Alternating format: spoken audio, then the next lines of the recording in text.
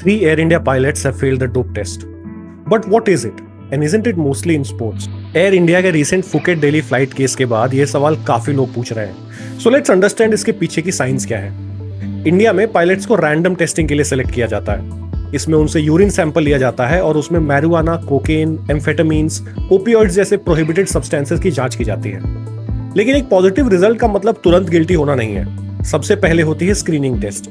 ये एक preliminary check होता है। अगर उसमें सैंपल नॉन नेगेटिव आता है तो फिर सैंपल्स को एडवांस लेबोरेटरी में भेजा जाता है। वहां scientist gas chromatography, mass spectrometry यानी जीएसएमएस जैसे हाईटेक टूल्स का यूज करते हैं। ये टेक्नोलॉजी एग्जैक्ट सब्सटेंस और उसकी क्वांटिटी तक आइडेंटिफाई कर सकती है। इंडिया में एविएशन रूल्स के अकॉर्डिंग अगर किसी पायलट का सैंपल सस्पेक्ट आता है तो उसे तुरंत फ्लाइंग ड्यूटी से हटा दिया जाता है जब तक कंफर्मेटरी रिपोर्ट ना आ जाए।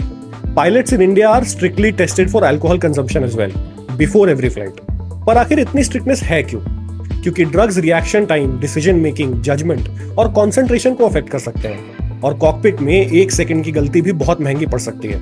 एयरक्राफ्ट चाहे कितना भी एडवांस्ड हो, इमरजेंसी के वक्त पायलट ही सबसे बड़ा सेफ्टी सिस्टम होता है। तो अगली बार जब आप फ्लाइट में बैठे याद रखिए कॉकपिट तक पहुंचने से पहले पायलट्स को कई साइंटिफिक सेफ्टी चेक से निकलना पड़ता है। बट इंडिया में एक और बड़ी प्रॉब्लम है, fatigue. Pilots, cabin crew, ground staff, इन सबको कई सारे सेक्टर्स दिन भर करने पड़ते हैं। कभी कभी 12 से 14 घंटे की फ्लाइट्स होती हैं। अगली बार इस पे बात करेंगे। Follow for more.